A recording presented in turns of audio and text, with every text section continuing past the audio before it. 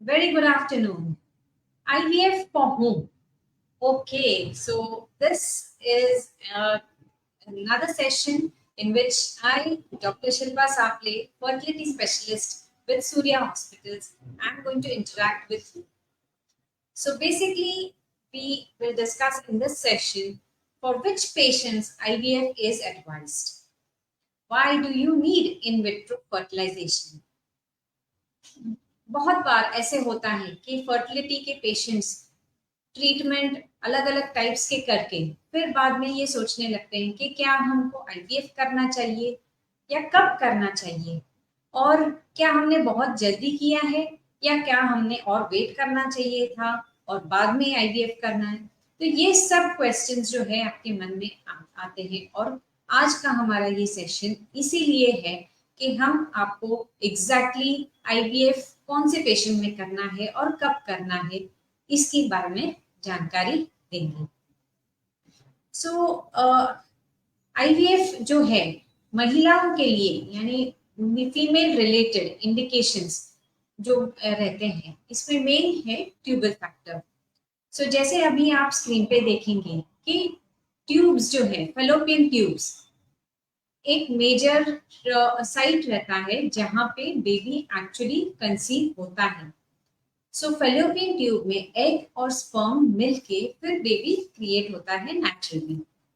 तो अगर fallopian tube में कुछ ऐसा इशू है जिसकी वजह से ये ऑब्स्ट्रक्टेड है यानी कि ब्लॉक है तभी जाके पेशेंट को आईवीएफ की ट्रीटमेंट ही रेकमेंडेड होती है। तो जैसा कि अभी आप ये स्लाइड में देख सकते हैं, Kunal can you display that कि ट्यूब्स जो है ऑब्स्ट्रक्ट होने के अलग अलग कारण रहते हैं कि किसी को ट्यूब में कुछ इन्फेक्शन हो गया, इन्फेक्शन जैसे बैक्टीरियल इन्फेक्शन या फिर कोई क्लैमिडियल इन्फेक्शन जिसके वजह से जो अंदर के सीलिया रहते हैं यानी कि जो छोटे छोटे ट्यूब के अंदर के जो बाल रहते हैं वो क्लॉट हो जाते हैं और ट्यूब्स जो है वो ब्लॉक हो जाते हैं। उसके अलावा कुछ ऐसी बीमारियां जिसकी वजह से ट्यूब्स आजू बाजू में जकड़ गई हो, जैसे प्रीवियस कोई सर्जरी हुई हो पेट के कोई इंफेक्शन के लिए या कोई गांठ निकाली हो, तो इसकी वजह से भी ट्यूब का मूवमेंट स्टॉप हो जाता है। एंडोमेट्रोसिस एक ऐसी बीमारी है जिसमें ट्यूब्स के क्लॉट्स पाए जाते हैं यानी कि ब्लड क्लॉट्स यूट्राइन एंडोमेट्रियम के पाए जाते हैं जिसकी वजह से यहाँ का एरिया जो है वो बिल्कुल जैम हो जाता है और ट्यूब्स भी इमोटाइल होती है जिसकी वजह से ये अपना फंक्शन यानी कि एग पकड़ने का जो काम है वो ठीक से नहीं कर पाते। कभी कभी एक्टोपिक प्रेगनेंसी जिसको आपने अगर सुना है यानी कि ट्यूब में रिटेन हुई प्रेगनेंसी, जैसा मैंने अभी आपको थोड़ी देर पहले बताया कि नेचुरली जो है ट्यूब में प्रेगनेंसी कंसीव होती है और फिर ये बेबी मूव होके यूट्रस में आता है। अगर ये प्रोसेस कंप्लीट नहीं हुआ और ट्यूब में ही अगर वो प्रेगनेंसी ग्रोथ हुआ तो इसे एक्टोपिक प्रेगनेंसी कहते हैं यानी कि ये एक अलग साइड का प्रेगनेंसी है क्योंकि ट्यूब में प्रेगनेंसी ज्यादा देर ग्रो हो नहीं सकती, ये ट्यूब बर्स्ट हो सकती है। तो ये एक इमरजेंसी कंडीशन है और ट्यूब को इस हाल में निकालना पड़ता है और फिर ये कंडीशन ट्रीट किया जाता है। कभी कभी ऐसे पेशेंट बहुत ब्लड लॉस के साथ शॉक में इमरजेंसी में भी आते हैं। जब ही ये चीज हो जाती है और एक ट्यूब निकाली जाती है तो सिर्फ दूसरी ट्यूब का ही काम ये रहता है कि वो नेचुरली उस पे ही हम रिलाई कर सकते हैं कंसीविंग के लिए। लेकिन अगर उसमें भी प्रेगनेंसी नहीं हुआ यानी कि पेशेंट प्रेग्नेंट नहीं हुआ एक टॉपिक के बाद तो फिर आगे ट्रीटमेंट आईवीएफ ही रिकमेंडेड है। उसके अलावा कोई भी ऐसे पेल्विक इलनेस जैसे यूट्राइन फाइब्रॉइड्स जो ऐसी कोई पोजीशन में हो जिसकी वजह से ट्यूब्स प्रॉपरली फंक्शन नहीं करते हैं तो फिर भी ऐसे पेशेंट्स में आईवीएफ की जरूरत पड़ सकती है। बहुत बार ट्यूबरकुलोसिस से जो यूट्रस और उसके आजू बाजू में ट्यूब्स, ओवरी सब चिपक जाते हैं और गांठें तैयार हो जाती है, ऐसे पेशेंट्स भी जो एंटी ट्यूबरकुलोसिस ट्रीटमेंट है यानी कि AKT 6 महीने के लिए देके बाद में IVF ट्रीटमेंट ही पेशेंट को लगती है। अगर कोई और पॉलिप्स है या फिर अगर कोई और सर्विक्स यानी कि यूट्रस का लोअर पार्ट रहता है, अगर उसमें भी कुछ ऐसे इश्यूज है जिसके वजह से प्रॉपरली स्पर्म अंदर नहीं जा सकता, तो ऐसे पेशेंट्स में भी हम IVF रिकमेंड करते हैं। सो IVF प्रोसीजर यंग पेशेंट्स में ज़्यादातर इन सब प्रॉब्लम से रिकमेंड किया जाता है। सो इसमें डायरेक्टली अगर समझो पेशेंट कंसीव नहीं हो रहे हैं, 1 साल हो गया है, 2 साल हो गया है, हस्बैंड के काउंट्स नॉर्मल है और वाइफ की ट्यूब चेकिंग में अगर ये ऐसे कुछ भी इश्यूज दिखाई दिए, तो पेशेंट्स को डायरेक्टली इन विट्रो फर्टिलाइजेशन या टेस्ट ट्यूब बेबी की सलाह दी जाती है। सेकेंड इंडिकेशन जो है वो हम ओव्यूलेटरी डिसऑर्डर्स बोल सकते हैं, यानी कि अगर समझो कोई पेशेंट में एग्स फॉर्म होने की जो प्रोसेस है वो ठीक तरह से हो नहीं रही, यानी एग्स प्रॉपरली फॉर्म नहीं हो रहे हैं या प्रॉपरली रप्चर नहीं होते हैं या और कोई इश्यू उसमें आ रहा है। ज्यादातर इनको प्राइमरीली हम मेडिसिन लाइन ऑफ ट्रीटमेंट यानी कि टैबलेट्स दिए जाते हैं या फिर एग फॉर्म होने के लिए इंजेक्शंस भी अवेलेबल हैं, लेकिन उससे भी अगर उनको रिजल्ट नहीं आया, एक क्लासिक एग्जाम्पल है PCOD। सो पॉलिसिस्टिक ओवरीज में जो है एग्स होते हुए भी प्रॉपरली फॉर्म मेच्योर नहीं होते, इसके लिए मेडिसिन या इंजेक्शन दिए जा सकते हैं। बट ये सब करने के बाद भी अगर पेशेंट प्रेग्नेंट नहीं हो रहा है और 6-8 महीना आप ट्राई कर चुके हैं, तो ऐसे पेशेंट्स में भी डायरेक्टली IVF के लिए बाद में जा सकते हैं। पुअर ओवेरियन रिजर्व यानी कि जहाँ पे हम अभी ये बात कर रहे हैं कि एग रिजर्व बहुत ज्यादा है PCOD में, वो उसके एकदम ऑपोजिट जो है केस पेशेंट्स जिनको हम पुअर ओवेरियन रिजर्व पेशेंट्स बोलते हैं, यानी एग्स के नंबर्स जो है उनके बहुत कम हैं या जो एज में ज्यादा है ओवर 36 इयर्स ऑफ एज, जिनमें एग्स की क्वांटिटी और क्वालिटी दोनों कम हो जाती है। इन पेशेंट्स में भी डायरेक्टली IVF की ट्रीटमेंट रेकमेंड की जाती है, क्योंकि नॉर्मली ट्राई करने का उनका जो समय है वो बहुत कम होता है और वो निकल चुका होता है।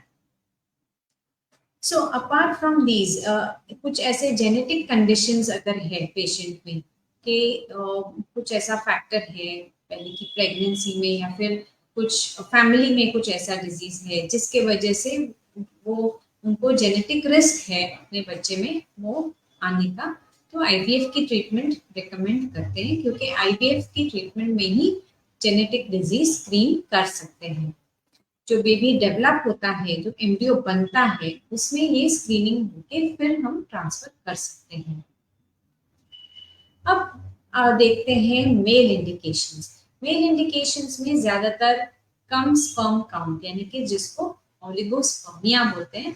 तो जैसे कि अभी ये स्लाइड में देख सकते हैं हम कुणाल के स्पर्म नंबर्स जो है कम से कम 15 मिलियन के रहने चाहिए, लेकिन अगर समझो स्पर्म नंबर्स कम है तो ऐसे पेशेंट्स में हम मेडिकल लाइन ऑफ ट्रीटमेंट से ट्राई कर सकते हैं कि स्पर्म नंबर्स इंप्रूव हो। अगर 3 से 4 महीने के बाद भी स्पर्म नंबर्स कम रहते हैं या फिर पेशेंट्स कोई ऐसे पेशेंट्स हैं जिनका स्पर्म नंबर बहुत ज़्यादा कम है, less than 1 million 2 million sperm count है, तो ऐसे पेशेंट्स में डायरेक्टली IVF ट्रीटमेंट, और इसमें भी IVF की एक स्पेशलाइज्ड मेथड जिसको ICSI बोला जाता है, इंट्रासाइटोप्लाज्मिक स्पर्म इंजेक्शन, ये किया जाता है, क्योंकि ये कम स्पर्म्स जो है वो नंबर्स पे इतने कम रहते हैं कि डायरेक्टली एग को ये फर्टिलाइज लैब में किए जाते हैं और इससे बहुत अच्छे रिजल्ट्स रहते हैं।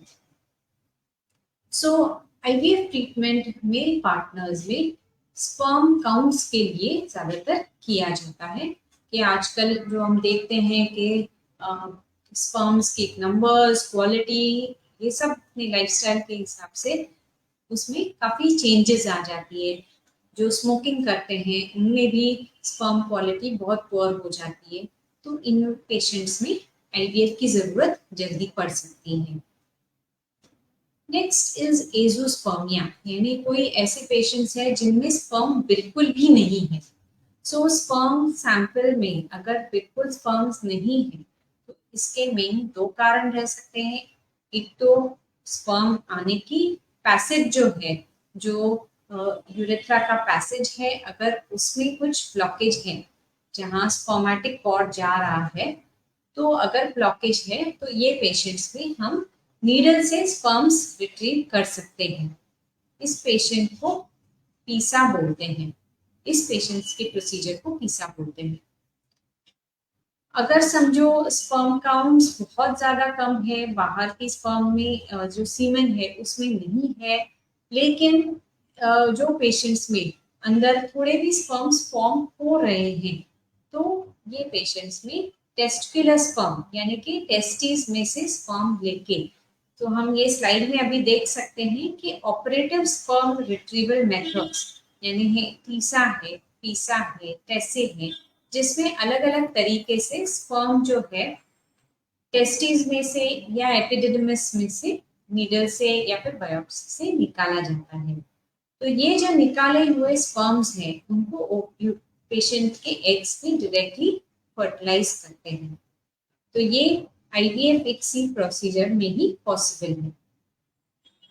सो पेशेंट्स जिनका बहुत कम स्पर्म काउंट हो या फिर बिल्कुल स्पर्म्स नहीं हो, तो ऐसे पेशेंट्स में ये प्रोसीजर बहुत काम में आती है और इनका यही एक जरिया रहता है जहां से ये डायरेक्टली अपना खुद का बेबी उनको मिल सकता है। अगर कोई औरतों में बहुत ज्यादा एग्स कम है या जिनका अर्ली मेनोपॉज हुआ है, तो ऐसे पेशेंट्स में हम डोनर एग्स लेके फिर आईवीएफ की प्रोसीजर करके बेबी यूट्रस में ट्रांसफर कर सकते हैं। इसको एग डोनर आईवीएफ बोलते हैं, क्योंकि उनके खुद के एग्स एग्जॉस्ट हो जाते हैं और नए एग्स पॉसिबल नहीं है कोई भी मेडिसिन से, कोई भी इंजेक्शन से।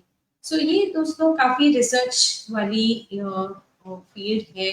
अभी बहुत सारा इसमें रिसर्च हो रहा है कैसे हम वापस से एग्स या स्पर्म डेवलप कर सकते हैं ऐसे पेशेंट्स में जिनमें बिल्कुल भी एग्जॉस्ट हो गए हैं समय के पहले। बट डेफिनेटली उनका डेफिनेट ट्रीटमेंट आज के दिन में सिर्फ डोनर एग्स या डोनर स्पर्म ही है।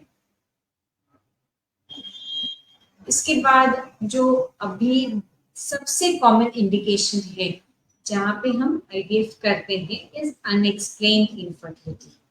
सो अनएक्सप्लेन्ड यानी बहुत समय हमारे पास पेशेंट आते हैं कि डॉक्टर मेरा तो सब नॉर्मल है, मेरा ओव्यूलेशन ठीक हो रहा है, मेरा एग ठीक से बन रहा है, डॉक्टर ने चेक किया हुआ है। ये कैसे चेक करते हैं? हम सीरियल फॉलिकुलर स्टडी यानी कि सोनोग्राफी की चेकिंग हम बार बार करके ये देख सकते हैं कि प्रॉपरली पेशेंट ओव्यूलेट हो रहा है कि नहीं। पेशेंट का ट्यूब चेकिंग करके ये भी पता चल सकता है कि ट्यूब्स ओपन है नहीं है। हस्बैंड का सीमेन एनालिसिस ऑफ कोर्स आपको हस्बैंड के काउंट्स और मोबिलिटी के बारे में बताएगा। तो ये सब अगर नॉर्मल है फिर भी प्रेगनेंसी नहीं हो रही है, जिसको एक बड़ा सा जिसका जो डिवीजन है वो है अनएक्सप्लेन्ड इनफर्टिलिटी। और बहुत सारे पेशेंट्स इस कैटेगरी के रहते हैं कि जिनको अपेरेंटली कोई प्रॉब्लम दिख नहीं रहा है कि प्रेगनेंसी क्यों नहीं हो रही है। तो फ्रेंड्स इसका ये मतलब नहीं है कि अगर प्रेगनेंसी नहीं हो रही है तो यानी कि सब कुछ नॉर्मल है फिर भी नहीं हो रही है, ऐसा नहीं है। इट इज जस्ट कि ऐसे पेशेंट्स में हम कोई और टेस्ट करके ये पता नहीं लगा सकते कि क्या प्रॉब्लम है, और ये हमारी लिमिटेशन है। सो अभी तो मोर देन 41 इयर्स हो गए हैं आईवीएफ प्रोग्रेस होते होते, और अभी ये हमारा IVF मंथ है, जो फर्स्ट टेस्ट ट्यूब बेबी हुई थी वो यही मंथ में हुई थी। सो आगे चल के hopefully we will have more answers to this कि सब नॉर्मल होने के बावजूद भी प्रेगनेंसी क्यों नहीं होती है। बट फिलहाल के लिए इस प्रॉब्लम का सॉल्यूशन है IVF, क्योंकि ऐसे पेशेंट्स में देखा जाता है कि जब हम एग्स बाहर लेके उनमें डायरेक्टली स्पर्म इंजेक्ट करते हैं तभी जाके ये फर्टिलाइज हो पाते हैं। Whereas naturally there must be some problem, some issue with the environment in the fallopian tube, or some issue with the sperm penetration of the egg, which does not allow the fertilization to happen. And iska, unfortunately, there is no test to it, so we don't know what is the issue with unexplained infertility patients. But definitely, the issue is there, and it is just that we don't have the right test for it. So, these are most of the indications why IVF is recommended. So, friends, we see that in IVF, a recommendation is mostly for the tubal factor, यानी कि tubes के कोई issue के लिए, husband का sperm बहुत कम होना या नहीं होना इसके लिए, and unexplained reasons. After that, there are many other conditions like PCODs, जिसमें आपको नॉर्मल ट्रीटमेंट से रिजल्ट्स नहीं आए, या पेशेंट का IUI हुआ है 3, 4, 6 बार IUI के बाद में भी पेशेंट प्रेग्नेंट नहीं हुआ है, तो ऐसे पेशेंट्स IVF के लिए जाते हैं। सो IVF कब करना चाहिए? तो ऐसा नहीं है कि आपको 4 IUI करने हैं फिर IVF करना है या डायरेक्टली IVF करना है। तो ये सब जो है आपका मैरिज होके कितना टाइम हुआ है, कितने समय से आप ट्राई कर रहे हो, आपने ऐसा कोई डायरेक्ट कॉल्स जैसे ट्यूब का ब्लॉक होना या ट्यूब बराबर नहीं काम करना वो अगर मिला है, अगर आपकी एज ज्यादा है more than 35 years for the female, अगर आपका एग रिजर्व कम है, तो ऐसे कंडीशंस में ज्यादा देर आपको नॉर्मल ट्रीटमेंट में नहीं रहना है, आपको IVF की ट्रीटमेंट फास्ट ट्रैक करनी चाहिए। Now, these were a few pointers of who should be doing it and when. Let us see with some questions what our viewers are posting and see what answers we can give. So, Jayashree पूछ रहे हैं what is in vitro fertilization और IVF. तो जयश्री, जैसा मैंने बताया, in vitro fertilization, in vitro यानी कि लैब में, सो लैब में जब भी फर्टिलाइजेशन होता है यानी एग और स्पर्म मिलके जो इनका फ्यूजन होता है वो प्रोसेस को IVF बोलते हैं। इसको हम लेमैन टर्म्स में टेस्ट ट्यूब बेबी ही बोलते हैं, और इसी का एक वर्जन रहता है ICSI, जहाँ पे ये फर्टिलाइजेशन असिस्ट किया जाता है with the help of a machine. So this is called as a micro manipulator, जिसमें हम एग स्टडी करके उसमें स्पर्म न्यूक्लियस इंजेक्ट किया जाता है। सो नेक्स्ट कल्पना मिस्त्री पूछ रहे हैं can I afford IVF। Kalpana, I don't know आप कहाँ से हो, आपकी एज क्या है, बट डेफिनेटली IVF की ट्रीटमेंट महंगी होती है, वो इसलिए क्योंकि इसके जो इंजेक्शंस रहते हैं वो कॉस्टली रहते हैं, और जितना आप प्योर इंजेक्शंस में जाओगे उतना आप उसका इफेक्ट अच्छा होगा, उसका साइड इफेक्ट्स कम होगा। सो IVF की ट्रीटमेंट जो है वो कौन से डिस्पोजेबल्स यूज किए जाते हैं, कौन से इंजेक्शंस यूज किए जाते हैं, कैसा साइकिल रन किया जाता है, लैब में कितना कॉस्ट पड़ता है, उसके हिसाब से रहता है। सो पेशेंट्स का अभी रेंज जो है, क्योंकि कुछ नर्सिंग होम्स बहुत ही कम भी चार्ज करते हैं ये ट्रीटमेंट को, और कुछ बहुत यानी कि ओवरऑल हम देखते हैं कि 1 to 2 लाख का करीबन साइकिल होता है अलग अलग पेशेंट के ट्रीटमेंट के हिसाब से। Because as I said all these things के कितना इंजेक्शन यूज होता है, कैसा प्रोसीजर किया जाता है, क्या डॉक्टर का एक्सपर्टीज है, क्या डॉक्टर का चार्जेस है, इसके ऊपर सब निर्भर करता है। ईश्वर पूछते हैं, is it safe and count on doctor Shilpa ji? So I don't understand what you mean directly, but ये if you're asking about the safety of IVF, so I can definitely tell you that now what I am doing after 15 years is much different from what I was doing prior to 15 years, because the quality of injections has improved a lot, the type of anesthesia has improved a lot, our instrumentations have improved, and that is why I can always say that the safety profile of the patient has improved quite a bit, and we have absolutely no issues and no side effects with the IVF treatment. So if you are going to a proper center जहाँ पे आपका पूरा पहला का checking हुआ है, pre anaesthetic भी आपका चेक हुआ है कि ऑयल का फिटनेस है, तो ये सब चीजें आप करके फिर बाद में जहाँ पे करते हैं वहाँ पे ये सब सेफ्टी प्रोटोकॉल्स देख के किया जाता है, और ये प्रोसीजर बहुत ही सेफ तरीके से की जा सकती है। लवीश पूछ रहे हैं कि are there any offers if we have IVF and delivery both at Surya? So yes, Lavish, as you know, Surya is a very exemplary good center जहाँ पे complete woman care है। So यहाँ पे right from प्री कंसेप्शन यानी कि हम IVF करते हैं, उसके बाद में हमारे पास ऑब्स्टेट्रिक्स जो pregnancy, delivery, emergency, high risk pregnancy, ये सब केटर होता है, और बेबी के लिए भी special care, NICU which is the best in Mumbai and in India. So all these things are a complete package in Surya. So आप visit कर सकते हो, मिल सकते हो, and you can understand how things are done.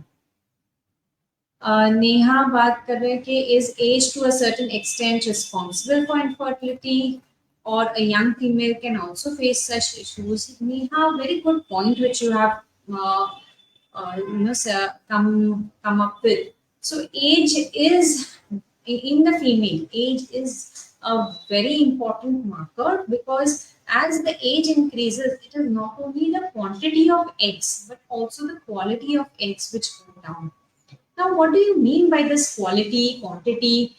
Quantity जैसे एक लड़की जो है, once she is born, there are millions and millions of eggs which are there in the ovary.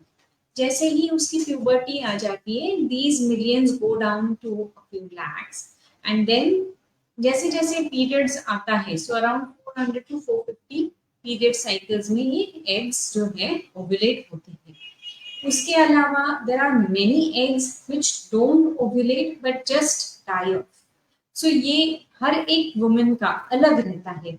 So किसी पेशेंट्स में वो फास्ट ट्रैक होता है, और इसके लिए एग्स का जो डेथ होना वो बहुत ही ज्यादा जल्दी होता है, और उनका पीरियड्स जल्दी चला जाता है, या फिर पीरियड्स इरेगुलर जल्दी होता है, या जो एग्स की क्वांटिटी है वो जल्दी कम हो जाती है। तो हम ऐसे भी पेशेंट्स देखते हैं जिनका एज हार्डली 32-33 इयर्स है, और उनके एग्स के नंबर्स जो है एक 45-50 ईयर ओल्ड जैसे हैं, बहुत ही कम हो जाते हैं। सो ये भी सब देखा हुआ है, और आजकल बहुत टेस्ट है जो जिससे ये आप मेजर कर सकते हो, फॉलिकल्स के नंबर्स काउंट कर सकते हो। सो इससे ये अंदाजा आ जाता है कि एग्स के क्या नंबर्स हैं and how much is the time duration we are looking at. अभी का जो ट्रेंड है, क्योंकि we have delaying age of marriage, यानी कि हम देखते हैं कि शादी लेट होती है, प्रेगनेंसी प्लान लेट होती है, सो ऑब्वियसली ये जब भी हाई हो गया है, यानी कि प्रेगनेंसी प्लानिंग का जो एज है वो शिफ्ट हो गया है। सो हम देखते हैं कि ज्यादा incidences of fertility issues because eggs के नंबर्स और क्वालिटी में बदलाव आ जाता है। सो कल्पना ये पूछ रही है, how long is the IVF from beginning to end? So Kalpana, once we start with the process, it is for at least 20 days. So 10 days का इंजेक्शन रहता है, फिर एग्स कलेक्ट किए जाते हैं और फिर 5 days के बाद एम्ब्रियो ट्रांसफर किया जाता है. This is the one single IVF. But sometimes we need to freeze the embryos, we don't transfer. इसका मतलब ये कि जैसे ही हम एग्स कलेक्ट करते हैं और बेबी फॉर्म हो जाता है तो उसको फ्रीज किया जाता है, क्योंकि पेशेंट का रिस्पॉन्स यानी कि सक्सेस इंप्रूव करने के लिए, या फिर अगर उसका यूट्रस रेडी नहीं है या फिर उसके हार्मोन्स बढ़ गए हैं इंजेक्शन के दौरान, तो ऐसे पेशेंट्स में जो ट्रांसफर है वो अगले महीने होता है. So what was 20 days can stretch up to 45 days.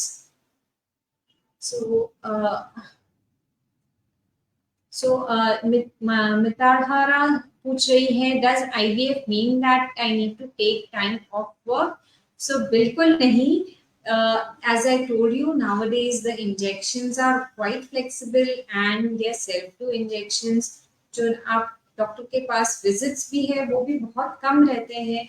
सो आपको कोई ज़रूरत नहीं है कि आपको रेस्ट लेना है या फिर आपका वर्क कॉम्प्रोमाइज करो, इसकी बिल्कुल ज़रूरत नहीं रहती है. एंड ऑफ कोर्स हम अभी single embryo transfer, single baby का ट्रांसफर की प्रमोट करते हैं. पेशेंट ज़्यादा कंफर्टेबल रहता है, सिंगलटन प्रेगनेंसी रहती है, इजीली मैनेज हो जाती है. सो आपको कोई आपका वर्क सैक्रिफाइस करने की ज़रूरत नहीं है. हाँ, और एक बात कि इसमें ये भी है कि आप जितना एक्टिव रहोगे उतने आपके रिजल्ट्स बेटर हो जाएंगे. So bed rest is the big no. Sanjay पूछ रहे हैं, are an frozen eggs less effective than fresh eggs? So Sanjay, frozen eggs के कुछ इंडिकेशंस है, यानी कि हम हर किसी का एग्स को फ्रीज नहीं करते हैं. फ्रीज उनमें ही किया जाता है अगर उनके पास फीमेल है और उनको फर्टिलिटी अपनी प्रिजर्व करनी है, अभी उनको प्रेगनेंसी नहीं चाहिए लेकिन उनको पार्टनर नहीं मिला है, या फिर उनको कोई बीमारी है जैसे कैंसर है, या फिर कोई ऐसे मेडिसिन ले रहे हैं जिसकी वजह से वो प्रेगनेंसी का जो गोल्डन पीरियड है 25 to 35 years, ये सालों में वो प्रेगनेंसी प्लान नहीं कर पा रहे हैं, तो इनको एग्स फ्रीज करने चाहिए. This is called as fertility preservation. Frozen eggs less effective or more effective is not the question, but it is that this preserves fertility and at least it gives a hope for those females who want to conceive at a later date. So many couples, many celebrities, many actresses have taken advantage of this procedure and frozen their eggs when they are younger, as I said, during the golden years, and then once they find time for themselves, then they plan the pregnancy, or once they have found their Mr. Right. So yes, it is possible now to do that and to have your own offspring in the time to come. So friends, I hope I have answered most of your questions, and if you have any more, I would be happy to answer them. You can comment, leave your comments and the queries in the Dropbox, and get in touch with us if you want more information. Thank you for the wonderful interaction, and I will see you next very soon. So goodbye for now. Take care and take good evening. Bye.